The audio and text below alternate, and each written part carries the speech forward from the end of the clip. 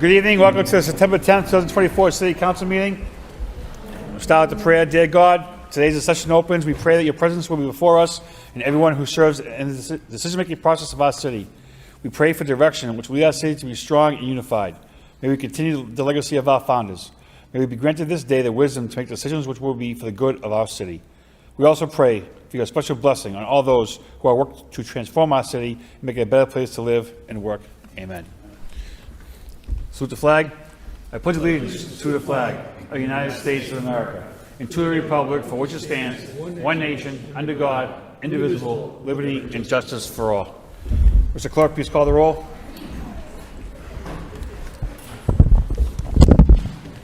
Mayor Rourke. Here. Councilor Scott. Here. Councilor Yem. Here. Councilor Belanger. Here. Councilor Chow. Here. Councilor Dakota. Here. Councilor Getchia. Here. Councilor Janess. Here. Councilor Mercier. Here. Councilor Noon. Here. Councilor Robinson. Here. 11 present. Moments of silence. I do have one. Please do from the chair. Louisa Ann Varnum passed away August 22nd, 2024, after a brief period of declining health at Lowell General Hospital. Born in Lowell, Mass. on April 30th, 1948, Louisa was a cherished daughter of the late Thomas and Jean Clark Varnum. A proud graduate of Lowell High School, class of 1965, Louisa pursued her passion for education, earning a BA from UMass Amherst and a master's degree from UMass Boston. Her love for learning and teaching shaped her career as a dedicated Lowell public school teacher, who she touched the lives of countless students for 36 years with her wisdom, kindness, and unwavering support. Even after retiring from teaching, Louisa continued her commitment to service by returning to the IRS in Andover, where she had worked summers through her college years.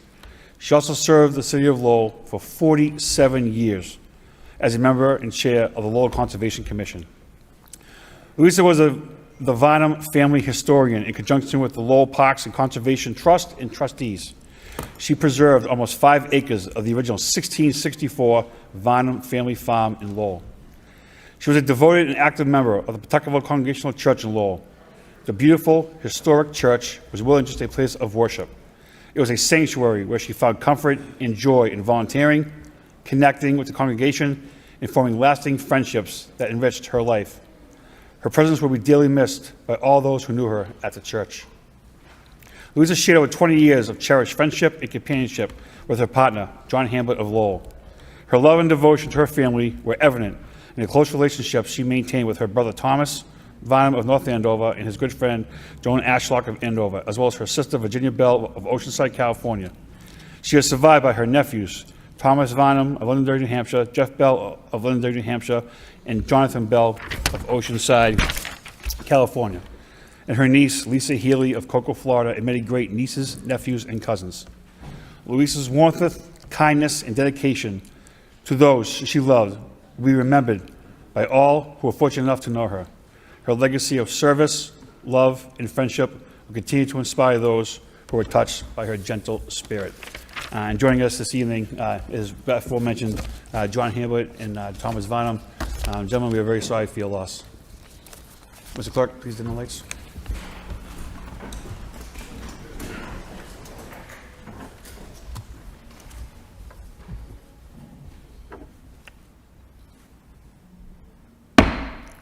May she rest in peace.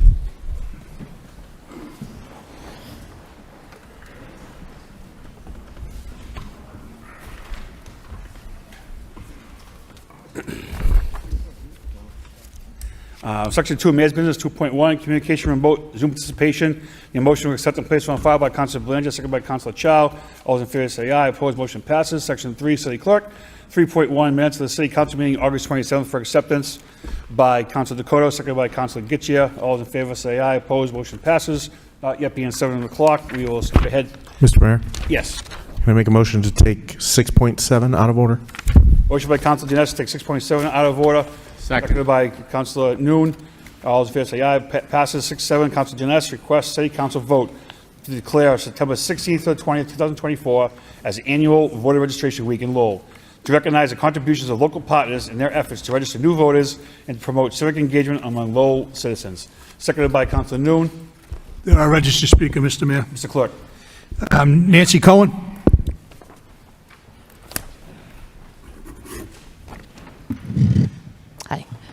Hi, I'm Nancy Cohen, Director of Lowell Alliance, and this is my colleague, Luciano Pascavicius. We're just going to speak for a minute in support of this motion. Good evening, councilors and Mayor Rourke, and thank you, Councilor Janess, there you go, for helping support and promote Lowell's first voter registration week by making this motion for the city to recognize our collective efforts to register new voters and promote voting in Lowell. Before saying a few words about this initiative, may I request that the motion be amended from annual voter registration week to Lowell voter registration week? Probably our mistake in our initial ask to Councilor Janess. We do expect this to be an annual event, but we'd like to brand it as Lowell voter registration week. Thank you. So through this initiative, why we're doing this, and we have done, Lowell Alliance and some other local partners have done voter registration days in the past, but I think maybe especially because of the turnout we had in the last election cycle, we wanted to make a big citywide initiative, and instead of registering, I think we registered maybe last year between 50 and 70 new voters. We're aiming for 250 new voters this year in Lowell. And we also want to remind people of the importance of voting and get them excited about actively participating in the upcoming election. So this year, we actually have 18 partners who are going to be having tables throughout the city, and in some cases, for example, Lowell Housing Authority, they're going to be targeting their own residents. So as we know, or why we're doing this, because as we know, voting is a key component of a healthy democracy and empowers citizens to have their say in how the government is run and how their community is shaped. Through voting, people can influence decisions on important issues that impact their day-to-day lives. And it also serves as a mechanism for holding elected officials accountable and ensuring that the government reflects the will of the people. Making it easy for people to register to vote also helps ensure that the democratic process is inclusive and representative. When registration is accessible, more people can participate in elections, which reflects a broader range of perspective and experiences in the decision-making process.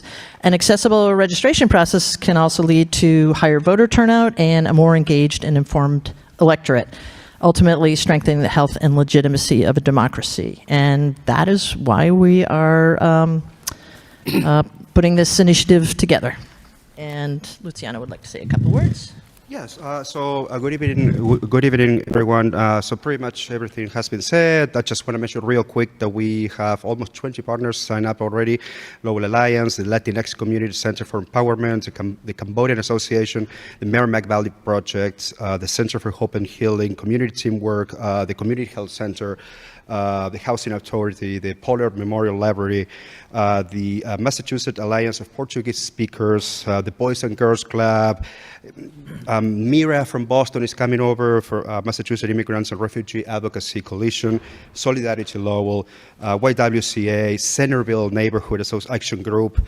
The Lowell Little Crew is providing some volunteers, and the Kenyan Catholic group of people. So this is a very important, large group of people working towards this.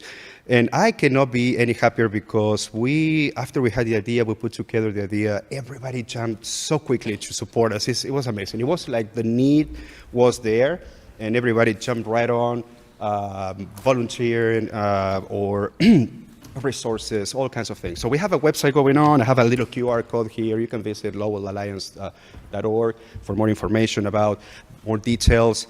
And I just became an American citizen not so long ago, and this election is going to be my first time voting in America. And I wasn't wrong when I came to the United States and I decided to make this land my country, my place. This is a moment of tremendous pride for myself, because the fact that as a resident working for a nonprofit, talking to you, the people that are making the decisions that are so important for us, is to me a dream come true. So I'd like to acknowledge your work, appreciate your work, and thank you very, very much for giving us this extra layer of legitimacy. Yes, exactly. So, well, thank you so much. Thank you. Councilor Janess. Thank you, Mr. Mayor. First, thank you to Luciano and Nancy for coming down and speaking tonight. I think it's great that they've been able to put this together, and this is going to fall National Voter Registration Day is in the middle of this week, so it all ties in together. This is a great effort to make sure as many people as possible are registered and participating in the democratic process here in Lowell. So thank you all for your work. And Mr. Mayor, if it's okay with you, I'd like to ask for a roll call on this. Any other comments? Councilor Muscia?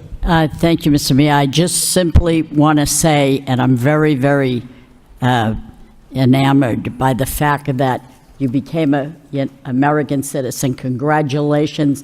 I know how that feels. My father was an immigrant that came here from another country, and he became an American citizen.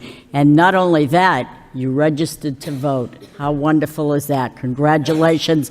Lead by example. You did a great job. Thank you. Councilor Robinson.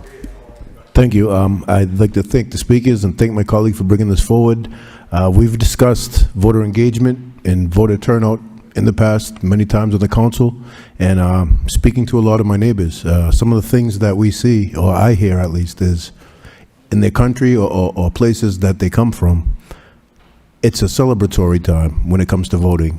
Registration, they have festivals, but the core of it being engagement and civics. So I think by dedicating a week to this, maybe we can look to roll out something similar and get people more engaged. Thank you very much. Mr. Clerk, roll call.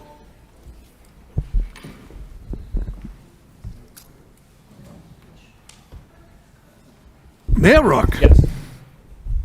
Councilor Scott. Yes. Councilor Yem. Yes. Councilor Belanger. Yes. Councilor Chow. Yes. Councilor Dakota. Yes. Counsel Getchia. Yes. Counsel Janess. Yes. Counsel Mercia. Yes. Counsel Noon. Yes. Counsel Robinson. Yes. 11 yeas. Motion by Council Dakota to take 6-1 and 6-3 together, seconded by Council Yem. All in favor say aye. Opposed, motion passes. 6-1, Council Dakota requests city manager update the council on the Smith-Baker Center. And 6-3, Council Yem requests city manager update the council regarding the Smith-Baker Center structural engineering report. No second needed. Council Dakota, go ahead. Thank you, Mr. Mayor. I'm not sure if you have an update now, city manager, maybe what's going on at this point, or should we wait for a report? Mr. Manager? Thank you very much, Mr. Mayor. Through to the council. Council, the contract has been signed and executed. We're waiting for the information, so it would be appropriate if anybody wants to speak on this. But we will have an update for you in the coming weeks. Thank you very much. Council Yem? Motion speak for itself. I'm looking forward for the report. Thank you. All in favor say aye. Opposed, motion passes. 6.2, Council Dakota requests city manager have election and census director appear before the council to answer questions relative to the error that resulted in 705 mail-in and early voting ballots not to be initially counted, and what steps are being taken to ensure proper policy and procedures are followed. Seconded by Council Janess. Council Dakota. Thank you, Mr. Mayor. Yep. Good evening, Mr. Rosenberry. I appreciate you coming here tonight. For the benefit of the council and the public, could you explain from the time the ballot arrives to the time that is counted, what is the process and the procedure for that? Sure. So presumably you're talking specifically about the mail-in and the early ballots. Right. So from the moment the mail-in ballot arrives, we log it in as received. Okay, so we log it into our statewide database as received. That envelope that contains the ballot is then secured for a period of time until such time, in this case, as it was advanced processed. Okay, so we advanced processed just a little over 4,000 ballots in advance of the primary day, and that would be checking them in against a list and removing them from their envelopes, preparing them for tabulation. The early ballots essentially go through the same process. They are secured until they are checked in again against a list and removed from their envelopes for tabulation. So I think, in anticipation of your question here, so these ballots in question here had been removed from their envelopes, checked against the list. They were all received up and through August 27th, either from mail-in or early voters. On August 28th, they were checked in against a list. And then they were secured in a container with seals that were, of course, recorded, tamper-evident seals. Those ballots were supposed to have been tabulated on primary day. Unfortunately, some of our attention in the earlier part of the day was taken away by some issues in the polling place that we had to deal with. Our central tabulation facility, we got started a little later than I expected. And unfortunately, during that process, it wrapped up at about the same time, or we believed it to be wrapped up at about the same time that the precincts were coming back. And in an effort to get out an unofficial result on primary night, it was sort of my failure, trusting but not verifying information that I was given, putting out the totals that did not, unfortunately, include the tabulation of those Ward 1 ballots. The next morning, when I discovered that at about 8:30 a.m., I immediately notified City Solicitor Corey Williams, as well as the Secretary of State's office. They issued an order for me to count those ballots. So where was the chain of custody breakdown there? So it was during the central tabulation. And it wasn't a breakdown of custody per se. The custody, these things were secured in the vault. It was a failure to transmit them to the central tabulation facility.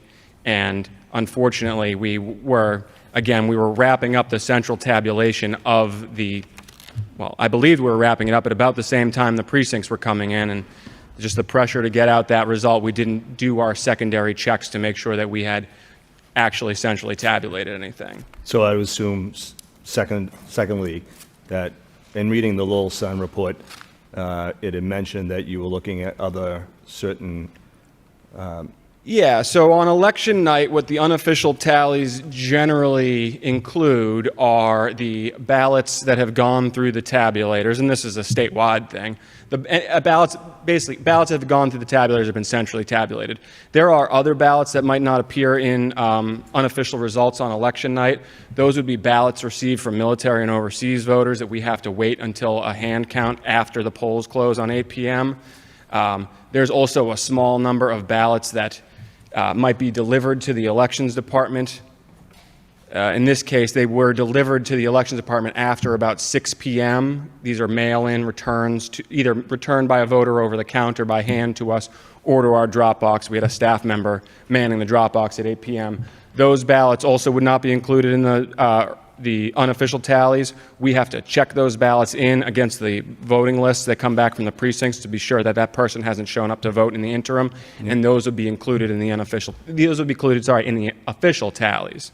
So, by law, for a primary, cities and towns, we have until, in this case, Saturday the 7th. We have 4 days to certify the election to the Secretary of State's office. I understand. There's also provisional ballots that we have to resolve as well that would not be included in the official tally, in the unofficial tally. We have 3 days to resolve those. There were only a very small number of those. Is it safe to assume the checks and balances that you're going to be putting in place, that this shouldn't happen again? Yes, that is my intention. And in fact, in answer to this, we will not be executing that central tabulation facility on primaries. We need to be focused, primaries or elections. We will be doing advanced tabulation of these mail-in ballots, which can occur as part of that advanced processing process. It can begin as soon as after the day after the voter registration deadline. That's my intention for this go-around for November. We will start advanced processing ballots on October 27th, Sunday, October 27th, the day after the voter registration deadline. And my intention is to have an advanced tabulation facility set up on Friday, the 2nd, the 1st. Have tabulation occur the Friday, Saturday, and Sunday if necessary. That result of those early ballots tabulated would be secured and married with the result of the precincts. Dr. Janess.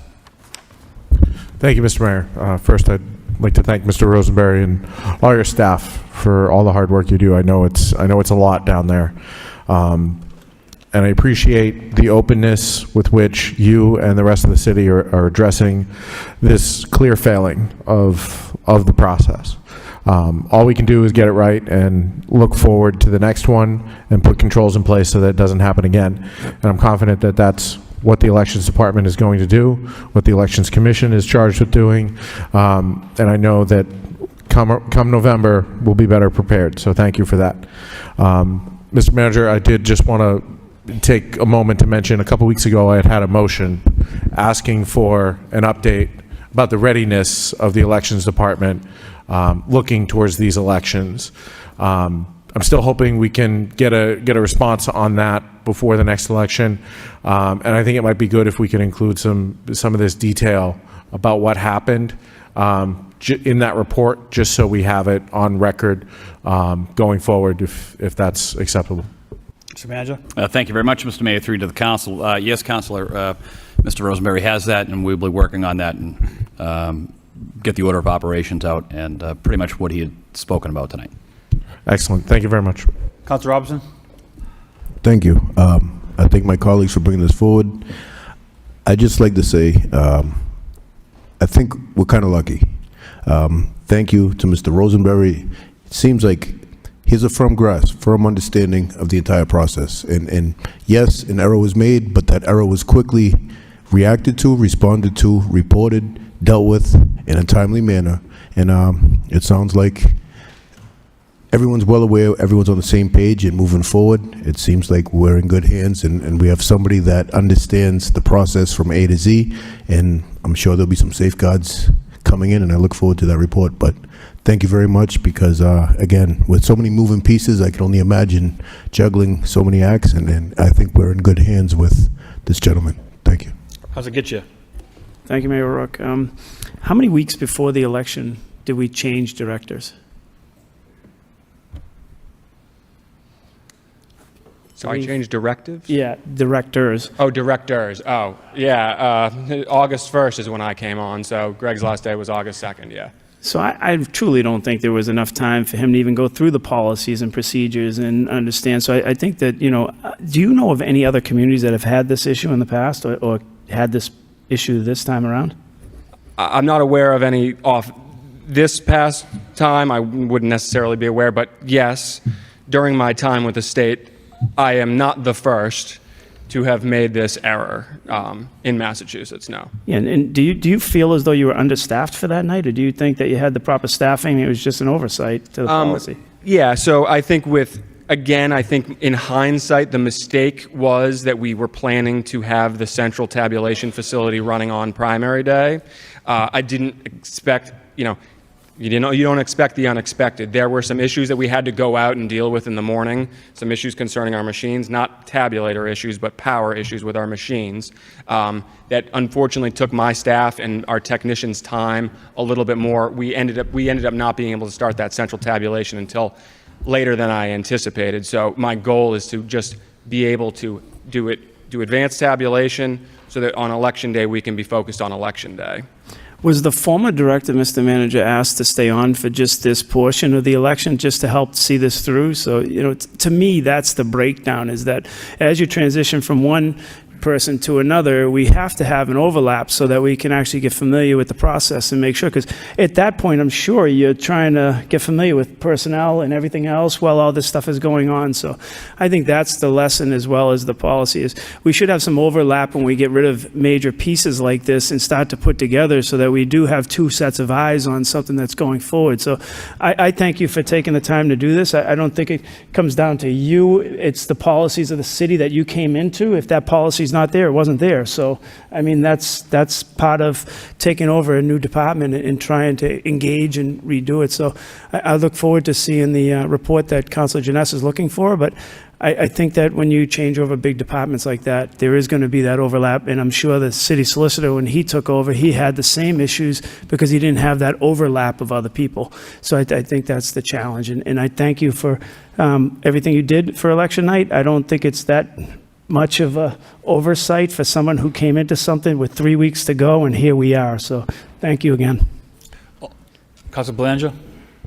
Thank you, Mr. Mayor. Mr. Rosenberg, question I have for you is that, with the 700 some odd ballots that were missing, did that raise a flag to your department that the numbers were abnormally low in that district? Is that what triggered the raise? Yeah, so on the morning after we released the unofficial results shortly after midnight, secured all our materials and went home for the evening.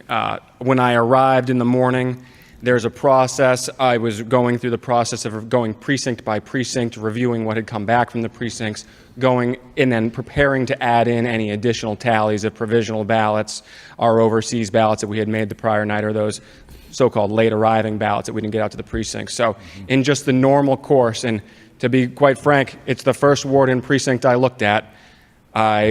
Comparing now the precinct level results from the precinct, looking at all the numbers, it was just apparent that there was something wrong in Ward 1, Precinct 1. I immediately jumped to other wards and started spot checking, determining that the problem was isolated to Ward 1, and that is when I discovered that they had not been transferred to the central tabulation. Great, okay, that's excellent. It was good, Mr. Rosenberg, that you were able to detect the issue literally the next morning when you came in the office with these abnormally low numbers. So that's good to hear. The silver lining, although the news was not good when broken to the council from the manager, the silver lining is no candidates were really adversely affected here, so that's positive. But I'm confident, along with my colleagues, that the policies and procedures that you put in place from this will prevent this from happening again. I know we're entering a presidential election. With that being said, is mail-in balloting, has that started yet? What's the status with that? Yeah, it's mail-in balloting for the presidential election. So actually, this weekend, probably Saturday, if not Friday, I expect those voters in Lowell who have not yet requested to vote by mail in the presidential election, they will be receiving their vote by mail applications from the Secretary of State. Okay. I think they will go in the mail tomorrow for the city of Lowell. Then we expect, by law, we have to have the ballots received, the mail-in ballots from the Secretary of State by October 6th. I'm hopeful that we receive them earlier than that. As soon as we receive the ballots, we'll be mailing them out to voters. So Lowell voters should expect to see their ballots early October. We're sitting on approximately 8,000 requests now.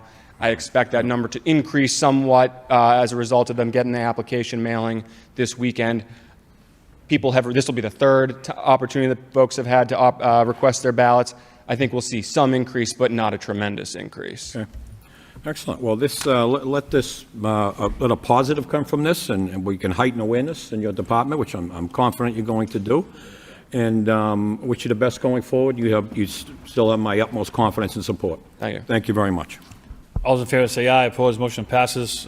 Being slightly before 7 o'clock, a motion by Councilor Chow to take 12.4 out of order, seconded by Councilor Noon. All those in favor say aye. Opposed, motion passes. 12.4 is miscellaneous for Magali Ronan. Request permission to address the City Council regarding residential parking traffic concerns at the corner of Andover and Weatherby Streets. Thank you, Mayor Rourke.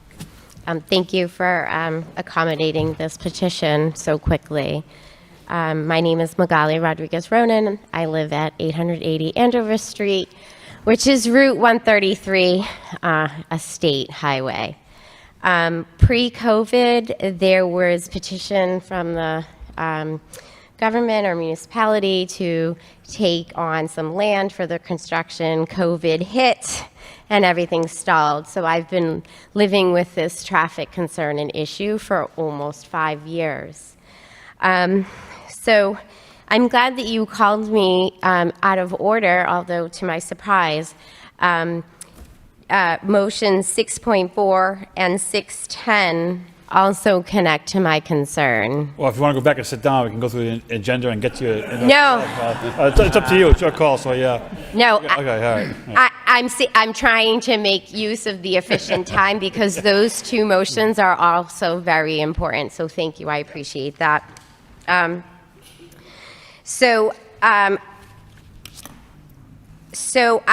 I want to say that I attended the prior Zoom Phase 2 maybe a year and a half ago, and they talked about solutions for Andover Street with having a median in the center, have some more vegetation, greenage, natural sound proofing. In the presentation, they also noted that there were insufficient crosswalks across the whole route. We lost portion of our property. It was taken over by eminent domain. We appreciate the funds that were given to us for that. And so this brings me today to my concerns with the traffic pattern at the intersection of Dancause, Weatherby Street, and Route 133. It is a very narrow street. It is not as wide, or I would say double wide, like a trailer compared to Burnham and Harland. Recently, I would say in the past 5 years, there has been an increase in tenants and other residents that use public parking. 886 next to me, that has the L-shaped lot, has the deed that says that there are 6 on-site parking spots. So in addition to that, they also have privilege to the public parking.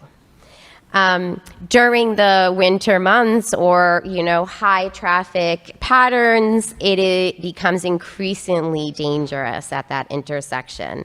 We have a 2-way narrow street that accommodates parking on both sides on a very narrow street. And so, I have shared my concerns. I have recently requested for a resident parking to allow for my visitors and my guests and the safety of my pulling out of a 2-person driveway into parked cars. So I'm working on that. I know we don't have much jurisdiction over Route 133, but we do have jurisdiction over Weatherby. I cannot park on Andover.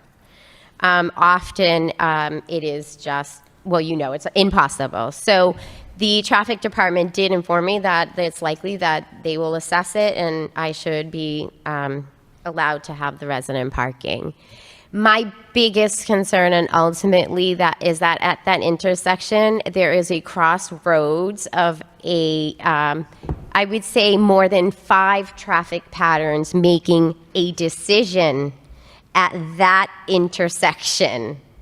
Because you can choose to merge into one lane heading inbound. You can use the middle lane to turn left onto Dancause, while at the same time the middle lane can be used to take a left onto Weatherby. You also have a bike lane that is merging at that intersection. So you tell me, what quality of life do the residents who have minimal parking, and when Burnham and Harlan are not being used, the buses use that as a cut-through as well. I returned from a trip this past Sunday, and to my chagrin, and actually quite serendipitous, there was a Lowell police officer taking a police report about an accident of a work truck that had come down the street outbound onto Andover and ripped a rearview mirror off of a brand new car. Well, if you look at the street, you'll understand why. So I give you all of that information, and I request that there be some sort of further study to provide us with information to make decisions that will improve our quality of life on Weatherby and Andover. Maybe you take data to count the increase in horns, because that has also been an increase. Near accidents, video. Increased speed and sudden stops. That would give you a lot more information to really argue for some stuff. So I appreciate your concerns and listening. Thank you. Motion to refer to traffic engineer by Councilor Gittia, seconded by Councilor Dakota. All those in favor say aye. Opposed, motion passes. We had one more before we hit the public hearings by Councilor Scott to take 10.1 out of order, seconded by Councilor Mercia. Mr. Mayor, can we just take 4.1, 4.2, and Right, 4.3? so we're going to get that, yeah, we can do one more first. Then we'll Okay, get that's fine. Yeah. We said we have a motion by Councilor Scott, and seconded by And Councilor refer to the manager office. We'll get to that in 2 seconds. Yeah, we're just going, we have a motion to take something out of order. Okay. 10.1 by Councilor Scott, seconded by Councilor Mercia. All those in favor say aye. Opposed, motion passes. 10.1, the ordinance for the city manager to amend zoning extensions, SMF zone 533 to 556 Chelmsford Street. I need a motion to refer to the planning board for a report in a public hearing for October 15th, 2024 by Councilor Dakota, seconded by Councilor Janess. Is there a roll call? All those in favor? All those in favor say aye. Opposed, motion passes. Now to the public hearings. Councilor Noon. We're on the public hearings. Thank you, Mr. Mayor. I would like to request to table 4.1, 4.2, and 4.3, and send it to the manager office so that he can put together a meeting with interest party and or developed community to have discussion around the issues of linkage fee and the future impact on the city development. I second Second. that. Yeah, I think the better process is not to table those motions, but you have to open each public hearing and refer it to the manager. That's fine. You could do that. Tabling is just a different situation. You have to bring it back. So I think the proper procedure would be open up each hearing and then refer them all to the manager's office for further review. I'll take your recommendation, Mr. Excellent. Thank 4.1, vote to adopt Master General Law, Chapter 44, Section 55C. A motion to open the hearing. All those in favor? In favor? In favor? Portion of the meeting is closed. Motion to oppose. All in favor? Speak on that. Portion of the meeting closes. Motion by Councilor Noon to send it back to the manager, second by Councilor Robinson. All those in favor say aye. Opposed, motion passes. 4.2, ordinance, amend Chapter 193, Lincoln Tree. We'll open the hearing for all those in favor, in favor, in favor. Portion of the meeting is closed. All those in opposition, opposition, opposition. That portion of the meeting is closed. Motion by Councilor Dakota, send back to the manager, seconded by Councilor Gittia. All those in favor say aye. Opposed, motion passes. 4.3, ordinance establishment of affordable housing trust fund. I'm going to open the hearing for all those in favor, in favor, in favor. Portion of the hearing is closed. Open all those in opposition, opposition, opposition. That portion of the meeting is closed. Motion by Councilor Janess to send it back to the manager, seconded by Councilor Mercia. All those in favor say aye. Opposed, motions passes. Thank you, Councilor Noon. Heading now to 5 utility public hearings. 5.1 National Grid. A request installation of underground electronic conduits along 170 and 172 Riverside Street for a new cell antenna. We have somebody here? I believe there's somebody on Zoom. Start off with those wishing to speak in favor. In favor. Yeah. Portion of the meeting is closed. All those in opposition? Opposition. That portion of the meeting is closed. Motion to refer to wire inspector for a report recommendation by Council Noon, second by Council Robinson. All those in favor say aye. Opposed, motion passes. 5.2 National Grid. Request installation of underground electric conduits at 14 West 4th Street. And the motion, start off the meeting with all those in favor. In favor. Portion of the meeting is closed. All those in opposition? Opposition. That portion of the meeting is closed. Need a motion to refer to wire inspector for report and recommendation by Council Scott, second by Council Yem. All in favor say aye. Opposed, motion passes. 5.3 National Grid Verizon request installation of one guy stub pole across 401 Lakeview Ave. Start the meeting by those in favor. In favor. Portion of the meeting is closed. All those in opposition? Opposition. That portion of the meeting is closed. Need a motion to refer to the wire inspector for report and recommendation by Councilor Robinson, second by Councilor Noon. All in favor say aye. Opposed, motion passes. Finally, 5.4 National Grid Verizon New England request installation of one JO pole at School and Perrin Street. I'm going to start off the meeting with those in favor. In favor. Portion of the meeting is closed. Those in opposition? Opposition. That portion of the meeting is closed. Once again, refer to a motion to the wire inspector for report recommendation by Councilor Scott, seconded by Councilor Dakota. All those in favor say aye. Opposed, motion passes. Returning to the motion list, 6.4, Councilor Janess, request city manager of the Property Department conduct a targeted education and/or enforcement campaign around trash and recycle barrel placement to minimize sidewalk and roadway obstructions, seconded by Councilor Noon. Councilor Janess. Thank you, Mr. Mayor. This came to me from a couple constituents concerned with school kids walking to school. Apparently, the trash barrels, particularly in the denser portions of our city, think back Central, Centerville, are forcing kids to either have to go out into the road to avoid the barrels because they're on the sidewalk, or drivers having to swerve around them when they're in the streets. And I know we have folks going around looking to make sure that the barrels are closed and in good condition and set out right and all of that. But if we could also just ask them to kind of keep an eye and look at what's around, and in situations where it's possible to instruct the residents to better position the barrels to prevent kids from having to go out in the street and be in danger. I think that would be appreciated by a lot of the residents. Thank you. Councilor Robinson. Thank you. Thank you, Councilor Janess, for bringing this forward. This is something I have had to reach out to inspectional services quite a bit. I get it. You know, people are busy living their life. A day, 2 days maybe, you know, the bins don't get brought in just because life gets in the way. But in some instances, I know over in Centerville, we have people that are basically leaving their bins on a public walkway, like it's a staging area.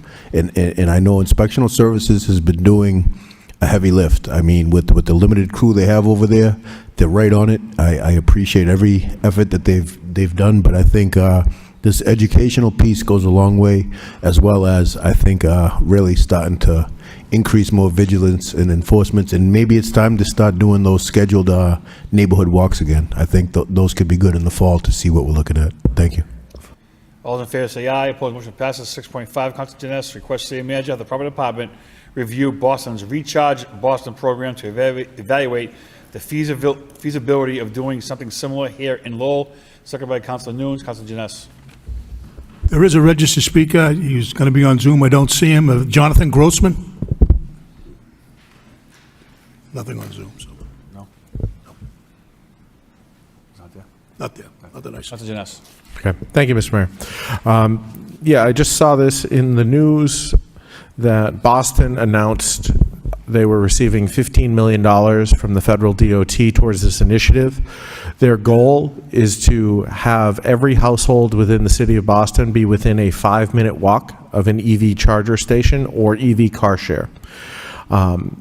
These are all going to be a mix of level 2 and DC fast charging locations. Were Lowell to be awarded a similar award from the DOT based on population proportionality, we'd be looking at $2.6 million. I think that would go pretty far into addressing some of the needs within our neighborhoods of EV charging as we watch the industry change. So I'd like to just make sure we're taking a look, see what they've done, and try to build a similar program here in the city. It might be an opportunity. Thank you. Any other comments? All those in favor say aye. Opposed, motion passes. 6.6, Council Janice, request city manager of the Power Department develop a repair and maintenance plan for the benches in Lucy, Lockham, and Derby Parks. Second by Councilor Getchia. Councilor Janice. Thank you, Mr. Mayor. This was something that came up at a recent neighborhood meeting and discussions after. The benches have gotten to a state of disrepair, particularly in Lucy Larkham Park. And residents are just looking to see if we can get them on the radar for upkeep, repair, and then, preventive maintenance going forward, as it feels like we spend a bunch of money, fix the benches, they're great for a few years, and then they all fall apart until we replace them again. So I don't know if there's anything we can do in the interim to keep them in a better state of repair. But walking around after I filed this motion, I think that the need kind of extends beyond these two locations. So if we can just put that on the radar, I would appreciate it. Councilor Getchia. Thank you, Mayor Rourke. Through you to Manager Golden. While we're on the topic of benches downtown, can we look at some of them that are in front of storefronts and just see, not just repairing them, but removing them? If they're just hangouts for certain groups or something, it's really deterring some people from even entering those restaurants and businesses. Can we just look at that and reevaluate? Are these benches feasible in certain areas? And, and speak to some of the business owners down there and see what's happening on them, because I think that there's a challenge down there for some because of the clientele that are actually hanging on the benches. Thank you. Councilor Robinson. Thank you. Quick question through you, Mr. Mayor, to the city manager. Is Lucy Larkham technically National Park property, and is Derby Park technically Middlesex Community College property? Mr. Manager. Thank you very much, Mr. Mayor, through to the council. Council, I will have to get back to you on that, but I know that we've paved over there, we've done work over there, and if it was something that National Parks or Middlesex Community College, I know that they're great partners of ours, so we'll definitely figure that out. And that's the reason I brought it up, because either way, I know that they're willing. I mean, I know National Parks also has a maintenance facility right there where the old Notini's is, and in the past, I know they had no problem stepping up to give us a hand when needed. Yeah, anytime that we've had issues with NPS's benches and whatnot, they're right there, not a problem. So I would expect the same, and they're very helpful. As my colleague brought up, I remember we ordered a bunch of benches for the downtown. I too have heard this. This was a while ago when they were installed.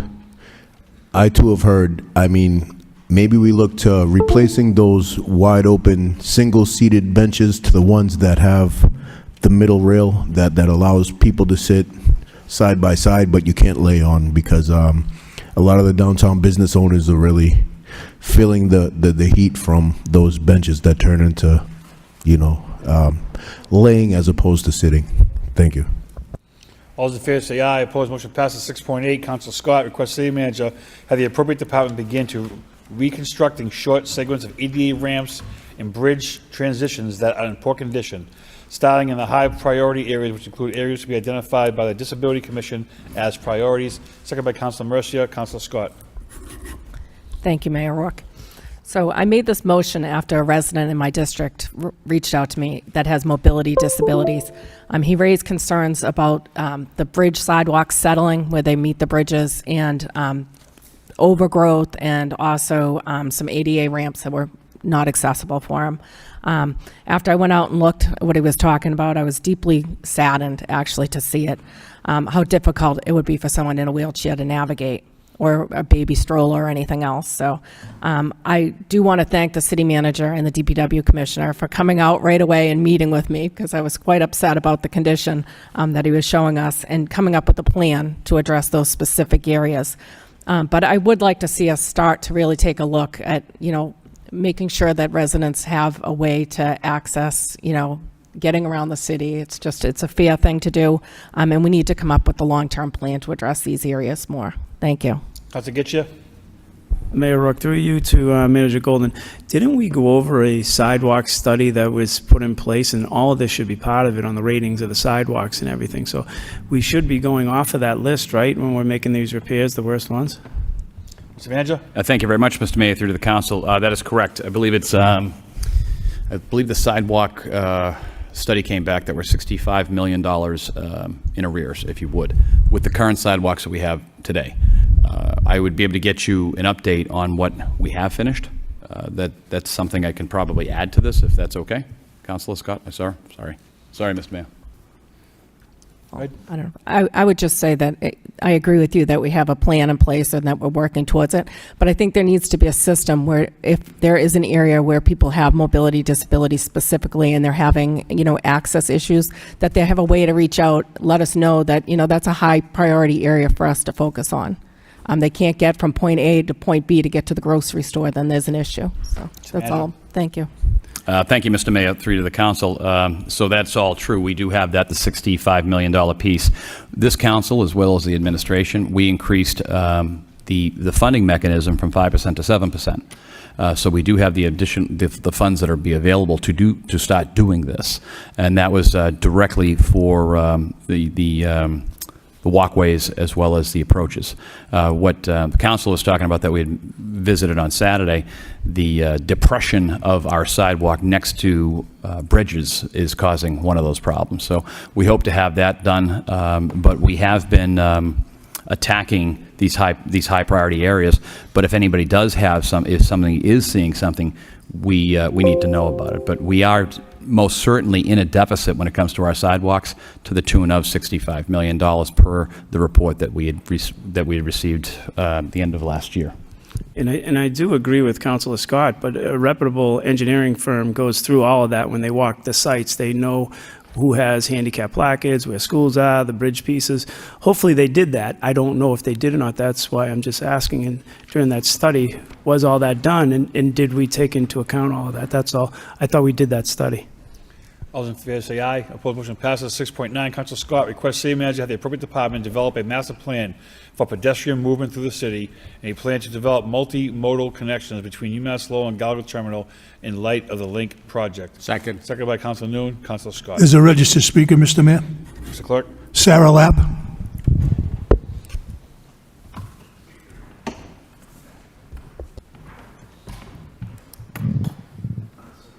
Hello, my name is Sarah Lapp. I'm at 200 Market Street, Unit 416. And so I'm a Lowell resident, and I'm also a member of 350 Mass of Greater Lowell, which is part of a statewide climate advocacy and climate justice group. And so I'm here to speak on in favor of the motion by Councilor Scott. We just like to remind everybody we have a statewide climate goals that we have to meet. And the biggest source of emissions are buildings and transportation. The Link project is about buildings and more people, which involves more transportation. So we're certainly looking to see that there are plans in place for sustainable development, which very much is involved with transportation. We would like to see and make sure that the city is engaging the Link project developers to make sure the climate impacts of their project are known and transparent, particularly as it pertains to both buildings and for transportation. In addition, we just want to make sure that we don't end up with tons and tons of traffic based on all the new people that'll be coming here. I think regardless of climate goals, we'd want to see a good quality of life for our city. And if we're all sitting in our cars because we have all new people coming into the city as residents or as new employees, we want to make sure that that is planned for in a way that is sustainable. And we would like to see the city engaged in that in a transparent way as the project proceeds. So, thank you. Thank you. Councilor Scott. Thank you, Mr. Mayor.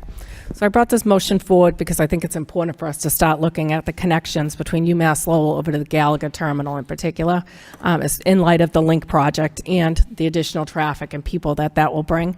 I think we need to look at making Dutton Street more pedestrian friendly, focus on safety, making new connections through the area.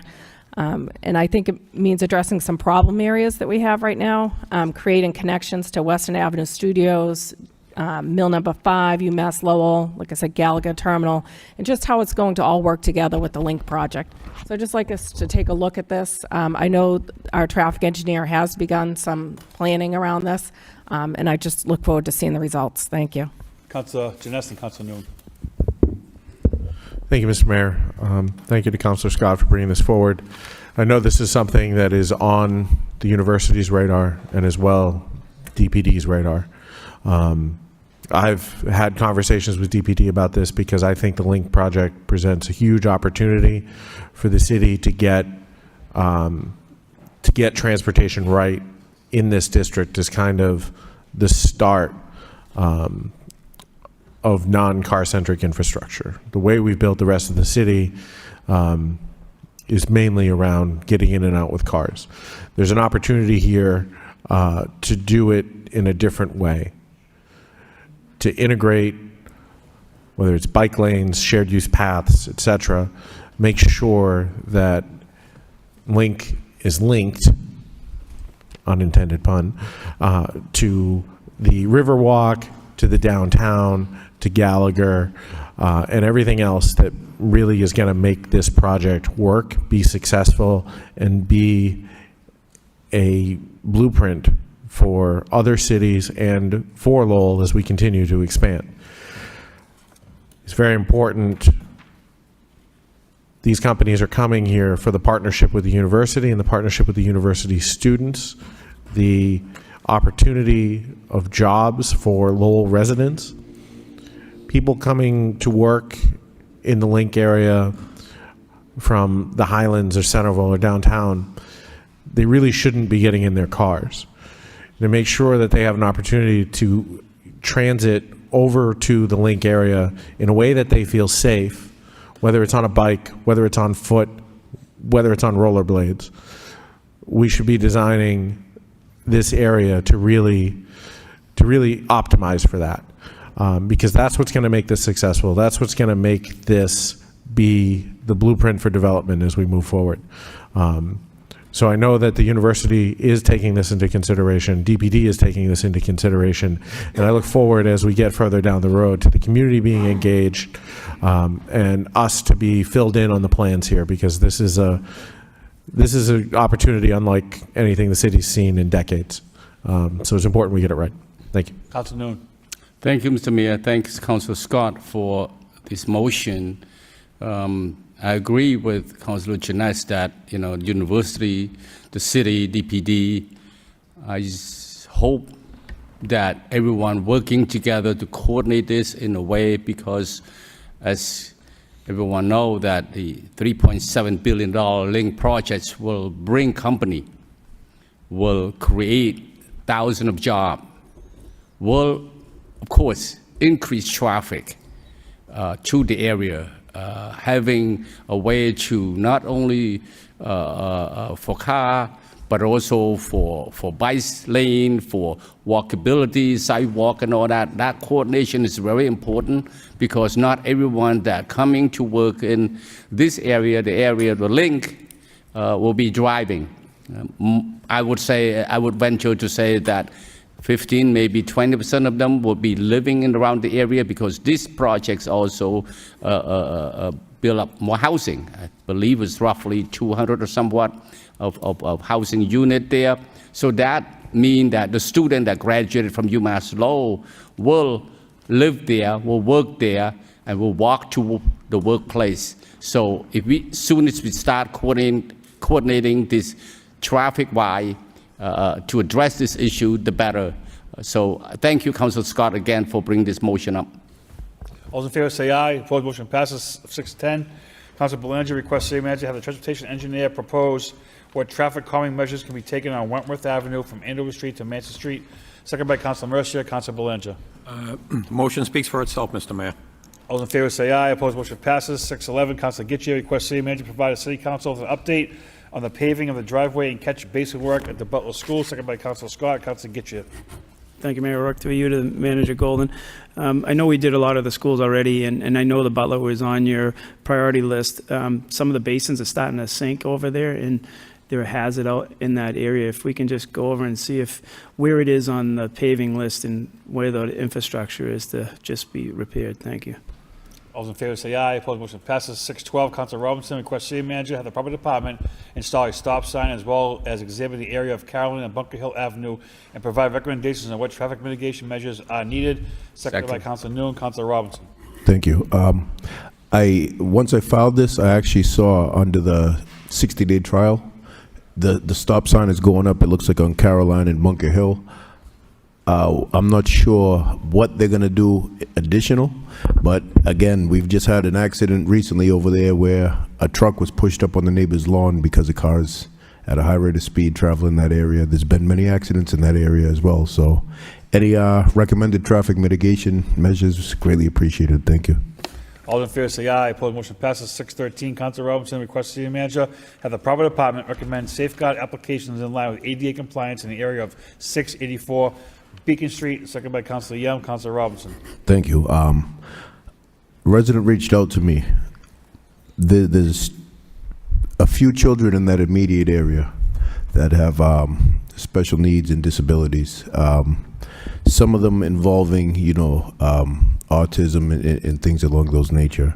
So I think anything we can do, whether it's raised crosswalks or anything that the traffic engineer would look at and recommend for an area of the city that does see high rates of speed, and we have some medical potential situations over there. Greatly appreciated. Thank you.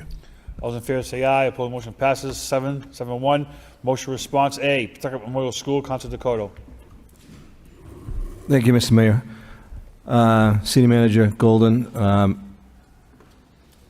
Mr. St. Cyr and Mr. Underwood did a tremendous job in getting the beginning of school, the classes ready for school at the Pawtucket Memorial. I know it was a yeoman job over there. And I actually spoke to a couple of teachers today, and things seem to be going well. They're looking forward to the next monthly report, and we'll go on from there. But to Mr. St. Cyr and Mr. Underwood, very good. Well done. Thank you. Councilor Getchia. Thank you, Mayor Rourke. I echo what Councilor Dakota said, but I just hope we don't get back to that stage again and we be proactive rather than reactive. We all knew the situation a year prior, and I just hope that we either have a custodian or somebody who's monitoring that system over there. I think that, as you change temperatures in that building, no matter what building you're in, materials will do that if we can't stabilize the temperature changes in there. So if we can monitor it better, I think that we'd have a better outcome for the employees, and they're the ones who wouldn't have to reach out to us to get us to do the actions. Thank you. Mr. Manager. Thank you very much, Mr. Mayor, through to the council. This has been troubling, obviously, to all of us, and I want to say thank you very much to Mr. St. Cyr, Mr. Underwood, Mr. Leahy, everyone at DPW and the custodians, but especially the teachers. I had an opportunity to stop by and talk to the teachers about it, and some of the issues that we're working through is having everything had been cleaned and then bringing back in rugs, chairs, etc. That caused a problem, and we did find out, Mr. St. Cyr and I were there walking through, and the folks that had the brand new stuff, rugs, etc., that didn't cause the problem. It was some of the older stuff that was capturing that. So I just want to let everybody know that, in the report we're talking about that.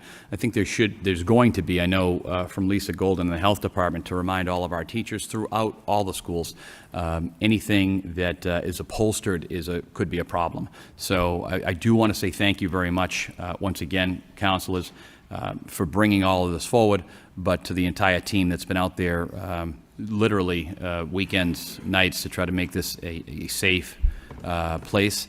I want to say thank you to them, but I also want to say thank you to the teachers, because once again, I was out there personally talking to a few of the teachers, and they understand, but they should expect better, and that's what we're going to continue to deliver. Thank you. Ken, how's it get you? through you, Mr. Mayor, this is why I think a facilities department is important, because there should be policies and procedures on what can be brought into school by employees and when they need to be taken out and how long in between do they need to be cleaned. If everybody brings in a rug, and I'm not picking on anybody, I'm just saying that sometimes it could go 2-3 years without being cleaned when it should be like an every 3 to 6 month pattern to be cleaned. So I think that we need policies and procedures that say, if you're going to bring something in from home, here's what the requirements are. Because if we're holding rugs in rooms for, like you said, you're talking about aged rugs. So are they going home with the person for the summer? Are they staying in the room? Are they being cleaned in between on the summer? We don't know any of those answers as we sit here. So of course they're going to build up mites, dust, and everything in between, because you just don't have the staff to do certain things. So somebody has to monitor these things, whether they're electrical devices that they bring in during the school year and they leave plugged in all summertime. Who's monitoring that? So there's a lot of things that we need policies and procedures in that a facilities department would do. And I think it's important that we start looking at these things, because these buildings are expensive, there's health issues within them, and we just need to be better, proactive at it, and set guidelines on what actually can be done within them. Thank you. What's response B, interns in the city? Councilor Gitcha? Thank you, Mr. Mayor. I do have some questions on it. When we say interns, and how many of these 71 students, do we have someone here who, is Shannon here from the Career Center? I know this report was written by Shannon Norton, the Executive Director of the Career Center. And I'm just wondering how many of these 71 students are hired just on a temporary basis for the summer? Yeah, most of those are from the summer program. The year-round program is just a handful of students because of the funding. And usually that's in the mayor's office or something like that, yeah, or the elections office. And this is just summer help, Mr. Mayor. And we were trying to look at interns, co-op, year-round, to try to give people, and give a balance to the city. 36 years ago, I know I'm very close with someone who started in a co-op program with the city, and they're still working here 36 years later. And I think that, if you had a co-op program, you get 2 kids, and if they don't end up here, you still have given them real resources to go into the work world, but also have a valuable tool for the city. So that's really what I was getting at was, can we create something where we go back and forth? Like, I'm sure people, as employees get older in the city, they get more and more sick in vacation time. So there's that delta of people not being here during critical times that these kids can fill in and actually learn and develop critical skills to be good employees throughout, and we talked about an interim apprenticeship at the lands and buildings on the plumbers, the electricians and stuff. I was wondering how that program was going. Did we get any? Where are we? Mr. Manager? Thank you very much, Mr. Mayor, through you to the council. We are working on the apprentice program actually with the electrical department. Spoke to them today about that. That is in the works. We had 2 engineers from UMass Lowell that I do believe are going to try to stay on throughout the summer into the fall and the winter. Wastewater is very good actually at bringing in engineers, typically mostly either an apprentice type program or something to this effect. Wastewater does it very, very well. So we do have them scattered throughout our agency or the city of Lowell. And of course, there can always be more. But with Ms. Norton, she is kind of she's the catch-all of all these children coming in. And let's not forget, obviously, it's over 200 students that we put to work during the summer. Summer programs, I think it's 230 comes to my head, but that... About 300. 300, okay, I'll stand corrected on that 230, close to 300 people. So we do have a pretty robust onboarding in a very short amount of time. But with the electrical apprentices, with the engineers, with wastewater, our goal is always to increase that throughout the year to change up what's happening. And I know that we've been talking to Annabelle Dominguez, and she's been working on this as well. We had 6 folks over from Middlesex Community College over at the Lowell Police Department last year.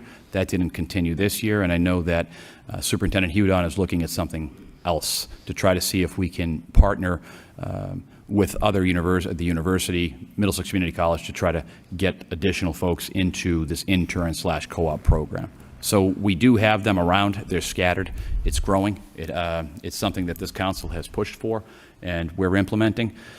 So it's kind of an ongoing process. But I want to say thank you to Ms. Norton for all of these students and placing them where she has throughout our agency throughout the summer. There is no question that the Career Center does an amazing job for students. And I just didn't want to cross over the two. I'm talking about a year-round co-op program where someone comes to work at 8 o'clock in the morning and leaves at 3 and works during the day, and then another student comes in and does the other part. Because I think it's valuable for the city to have these tools. We talk a lot about cross-training, and one could be in, the elections department, and then the next day they could be in the treasurer's department and trying to learn in between, and it could give the city a path to get to that place, because I know that you guys have challenges when people take vacations and stuff like that. So, and it's at a very, very minimal cost to the city. So that was really, if we could just look into something like that, that's all I was asking. Councilor Robinson? Thank you. I think some of the other areas that don't get discussed, that aren't necessarily licensed areas, as we've been pushing for plumbing, electrical, all these things, but human resources, we know we're severely understaffed down there. There's some local educational partners that offer a lot of the things that are in line with the daily activities of that office, the functions of that office. Same thing with our clerical staff, clerks. I mean, every department, pretty much, every office in this building is in constant needs of additional hands with clerks, especially summertime and vacation, but all year. And I mean, I think by bringing kids in and showing them the opportunities available in the municipality, it really opens a door to an educated, informed decision in the future. Mr. Manager? I neglected to mention School Committee Man Bahu, who currently right now is working with DPW to work with the Great Lowell Tech to bring in. We're hoping it's going to be formalized in the next 30 to 45 days to try to see if we have that co-op students going back and forth. So we have a lot, we're balancing a lot of different needs and a lot of different people coming in. Exactly what the council has been talking about. What's your response C, citywide cleanup, Councilor Robinson? Thank you. Thank you for this to the administration and the team. I think this is a great opportunity. I think it's something, as was mentioned in the motion response, other municipalities have done this. I think it's been something that Lowell Liticrew has wanted to get off the ground, in addition to a lot of the neighbors. It's tough to maintain the cleanliness. I think this opportunity exists, and I'm glad to see we're moving towards it, but I also think there's some other pieces that need to kind of start to get looked at to go along with this. I have to say thank you to Refuge Lowell, because those barrels that they did for us, absolutely amazing. And I think we have a real need for more of those barrels. I don't know if that's something that the administration can reach back out and see if we can get some more done maybe over the course of the winter, so we can provide more, because I mean, that was amazing. I hear so many positive comments about how those trash receptacles came out, and I think there's a real need citywide for additional barrels. As we discuss smart location, smart placement, but I also think we have to take a hard look back at a two trash packer system to have a fighting chance at just our public barrels, especially once they get smartly placed, as was mentioned before. I think the one packer system is struggling to keep our head above water in a lot of instances. It's always been a two truck system for the most part.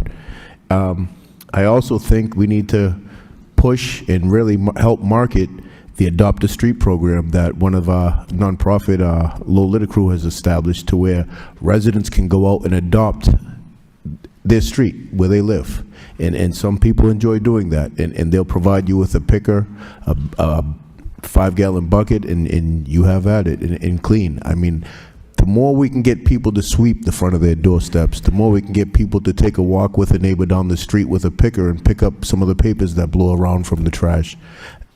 Our city as a whole will become a lot cleaner, and I think something like this can be a catalyst to help remind people that these other things always exist year-round. So thank you.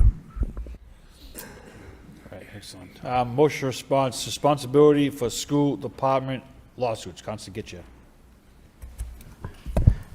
Thank you, Mayor Rourke. Through you to the city solicitor. So thank you for this report. A question for you. We have indirect costs that come out of the budget or the CFO, whoever can answer this.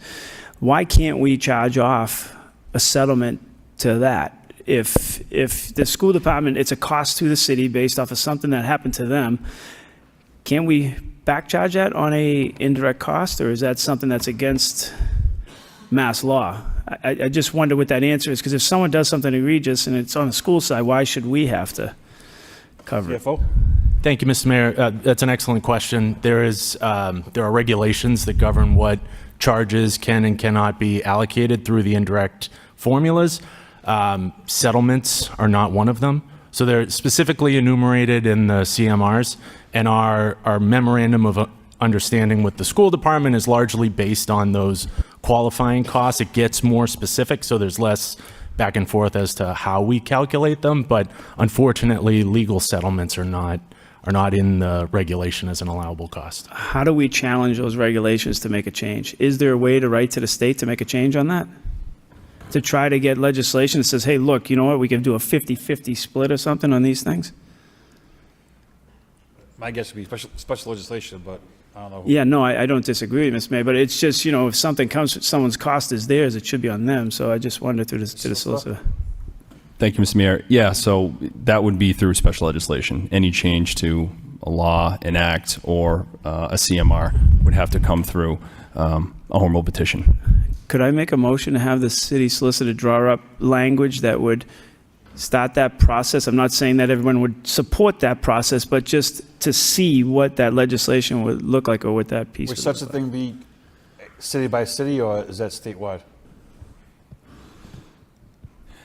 Thank you, Mr. Mayor. Yeah, so the first step would certainly be just with Lowell. We would put it in through here, how it's going to operate here within the city. And if it picked up speed and it took on a life of its own elsewhere, possibly, but we would just have to worry about the city of Lowell.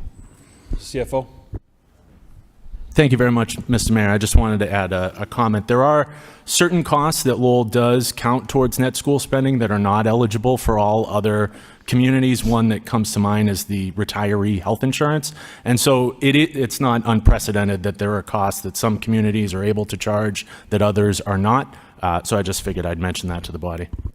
So you're in favor of trying something like this, just to put the piece together to see where it goes? To do it right, you want to go to a finance subcommittee first, then get it done? Sure, that's fine too, yeah. By Councilor Gitche, go to finance subcommittee, second by Councilor Mercia. All those in favor say aye, opposed, motion passes.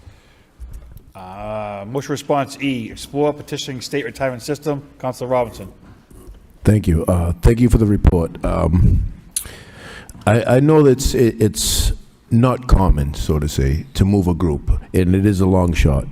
Something that stood out to me in this motion response, though, is, so if we just look at on face value, Andover moved their dispatches into a group 2 at some point in time.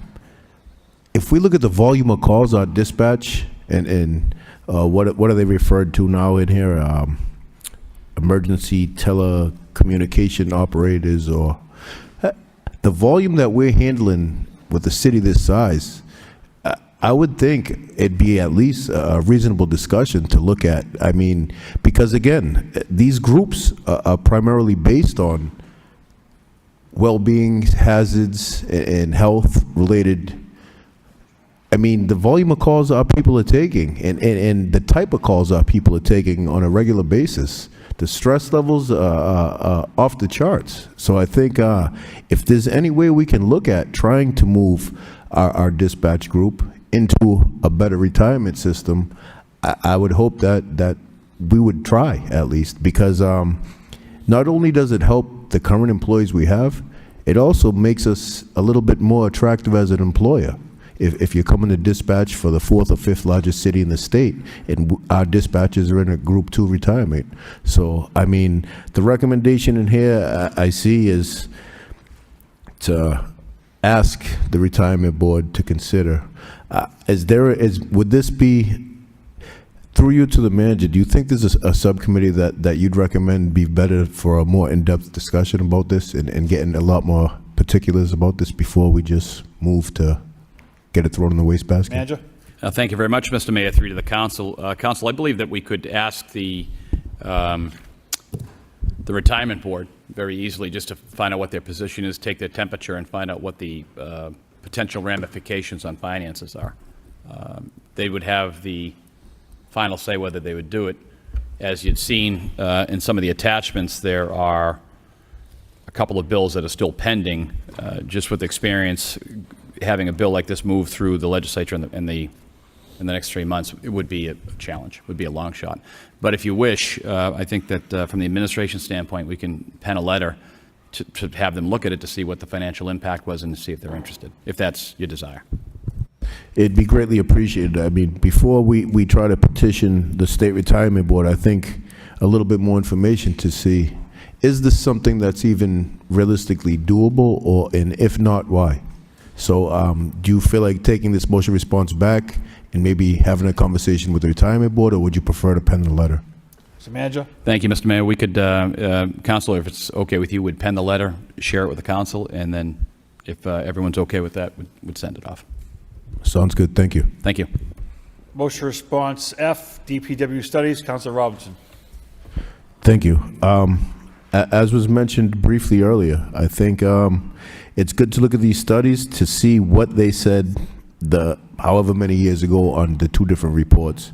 Reassess. I know there's been conversations and you're bringing in kind of a third party to kind of look at everything big picture and kind of give best practice recommendations moving forward. So I think, there are some opportunities to get some efficiencies and streamline some of this stuff. And also, again, centralized facilities, address some of these challenges that we're facing with everything starting to move forward the way it has been. So thank you very much. Motion response G, is G and H very similar, Mr. Manager, I believe. ARPA update, Councilor Scott, and ARPA phase projects update with attachment, Councilor Robinson. Councilor Scott, you want to go first? Yeah, I'd actually just like to make a motion to refer this to the Finance Subcommittee for further discussion. G and H or just G? G is mine. Okay. All right, the response. I'd be fine with sending along. Both to the Finance Subcommittee by Councilor Scott, second by Councilor Robinson. Motion response I, ARPA funded positions with attachment, Councilor Getchia.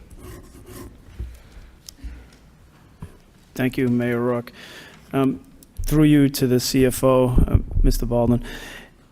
Out of the total ARPA funding that we've seen, what percentage would you say out of the $76 million was spent on continual cost of employees?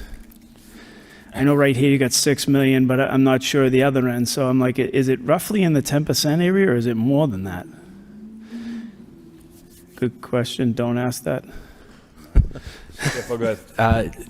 Thank you, Mr. Mayor. Councilor, if we were to consider all 3 years of the funded positions listed in the report, it's about 8% of the total ARPA award, $76 million. Yeah, because right now I can see it's 8.3 just with the 2 years here. So I'm looking, it's probably more than that coming into the back years. That's really what the question.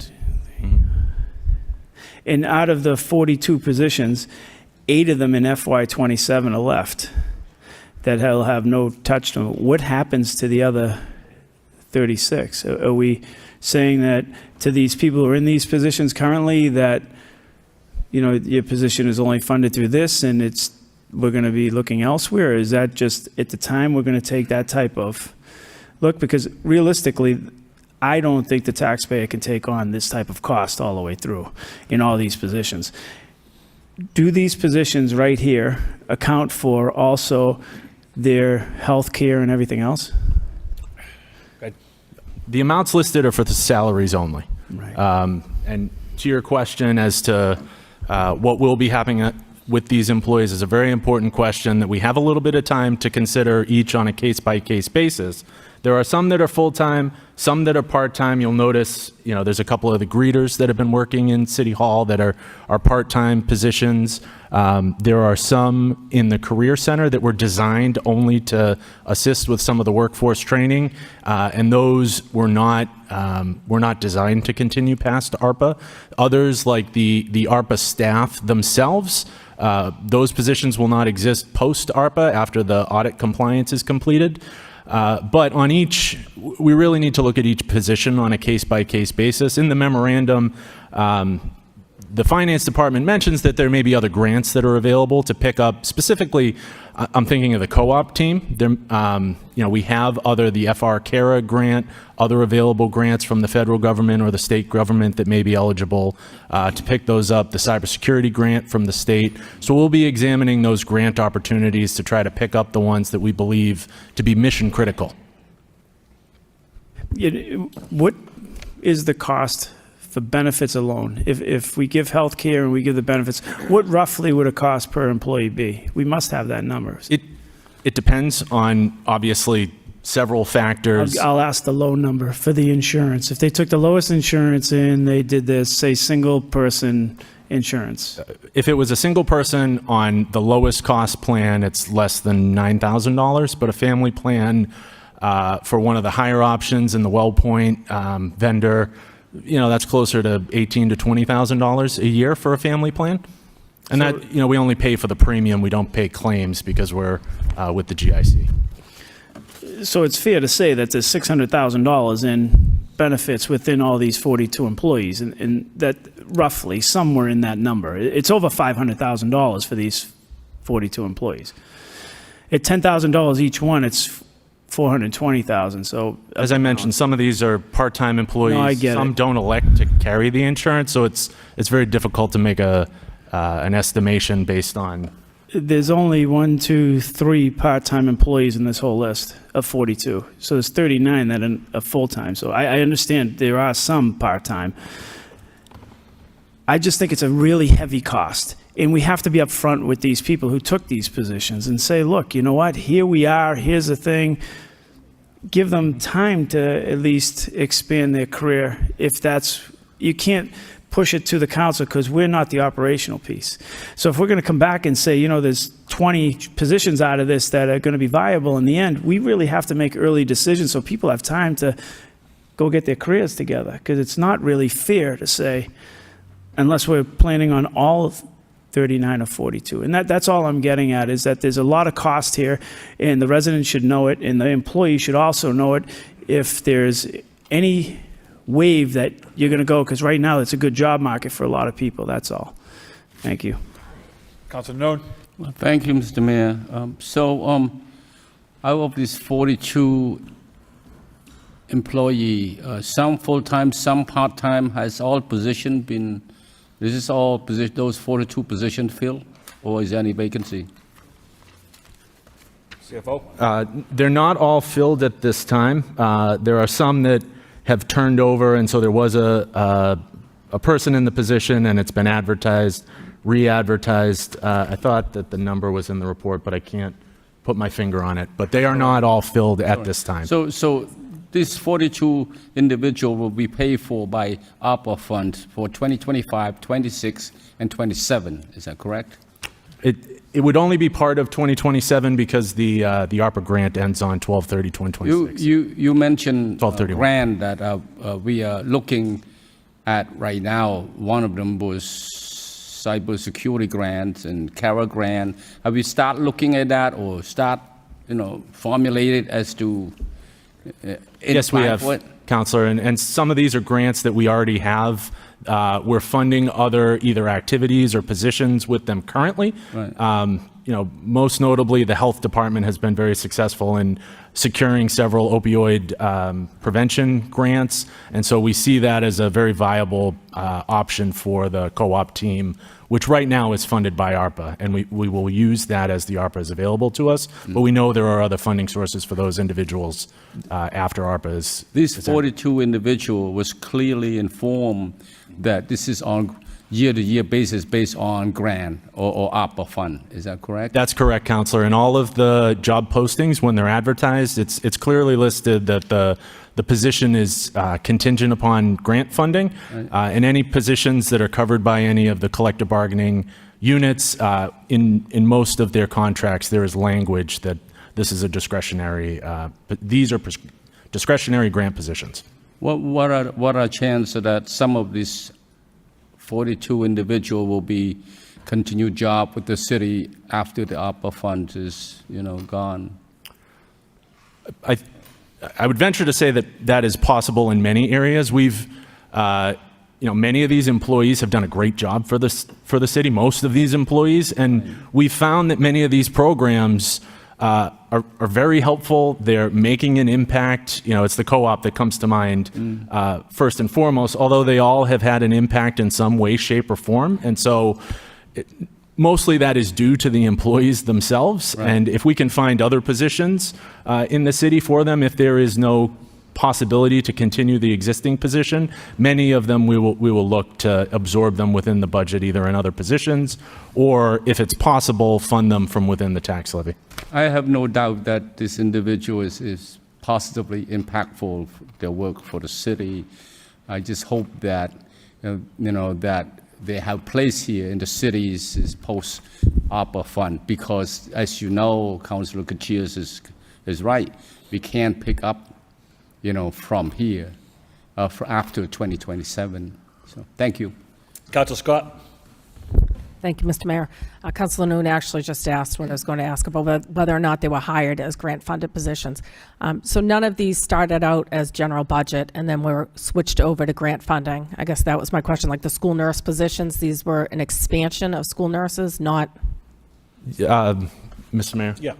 So generally that is true. There are some positions like the homelessness coordinator that was funded by the general fund prior to ARPA. It is an eligible cost, and so we have funded it with ARPA during the eligibility period. However, for those types of positions that were part of the general fund before, those will be our first to continue back the way it was. We've used ARPA as a way to mitigate the impact on the budget. Okay, thanks. Because in particular, I mean, as Councilor Noon stated, those were positions that when they posted and applied for them, I know as a municipal employee myself, I mean, you look to see what the funding source is for your position usually before you take the job. So I would want to make sure that those people are a priority to be put back into the general budget, obviously. Thank you. Councilor Mercia. Thank you. That's what I wanted to elaborate on, because I remember looking at the city budget when it was budget time, and in the co-op line items, there were 3 positions that were hired through the general fund, and then they reverted to ARPA funding, which was allowable. So I just wanted to bring that up. Thank you. Councilor Young. Thank you, Mr. Mayor. My concern of the position is in the elections office. As we have seen and we have heard of what happened this past Tuesday, my concern that if we do not have the funding to continue the staff in the elections office, it may pose a problem for us moving forward to the next year elections and stuff like that. So my question, were they hired part of the overall budget and then transfer to the ARPA position similar to other positions? CFO. Mr. Mayor, thank you. I believe that at least one of the positions was hired as an ARPA position. However, the manager and I have talked about this ahead of time. Those are sort of at the top of the priority list based on a number of the things this council has prioritized. For many years that I've been here, that election office has run on 3 people. And we've been able to do more. We've been able to run a more efficient office, and so that's right at the top of the priority list for continuation of the funding. But at least one of them was advertised as ARPA. The other, if my memory serves me, there was a transfer from free cash to fund one of the positions, which would have been a general fund position. Yes, thank you for the clarification. That's just my concern, because when Mr. Pappas was here, he also raised, the flag that they need more, the office need more assistance, particularly in the election that we just had and this coming presidential election as well. So my concern is that if we could just kind of look at it overall and then get ourselves, ready when our past fund is over, have other sources to support the position or to continue the position. Thank you again, Mr. Mayor. You got it. Councilor Getcha. Councilor Rook, through you to the CFO, or if the decision is to cut back, are the employees eligible for unemployment? Are we self-insured or do we pay unemployment? CFO. Thank you, Mr. Mayor. Yes, they would be eligible for unemployment. We do pay into the unemployment insurance. So the reason for this conversation, it's a year and 4 months earlier, whatever it is. And the reason is there's two choices. Either the taxes are going to go up to pay for them, or we're going to have to lay people off. And that's the decisions that are going to have to be made. And that's why this discussion's here. It is nothing negative about anybody. It's just a early discussion on reality is simple. You're either going to have to pay them or we're going to have to lay them off. But two decisions, two totally different people. And that's why the discussion's here. That's why I asked the question. Thank you. Councilor Janess. Thank you, Mr. Mayor. I'd just like to ask if maybe we could get a report back to understand which of these positions are currently open, as well as which ones were funded with general fund monies and are going to be on that priority list to continue, just so we can have an understanding of what the picture truly is at this time. That's all. Thank you. So, Mr. CFO, this goes till December of 26, correct? That's right, Mr. Mayor. All right. Okay. Thank you. But we'll be happy to provide the report requested. That's not a problem at all. Okay. 7.2 official reports. Solid waste and recycling update, Mr. Manager. Thank you very much, Mr. Mayor, through the council. Council is, we have Chris Sullivan with us tonight. I know that many of you have spoken with Chris. He's our solid waste and recycling coordinator.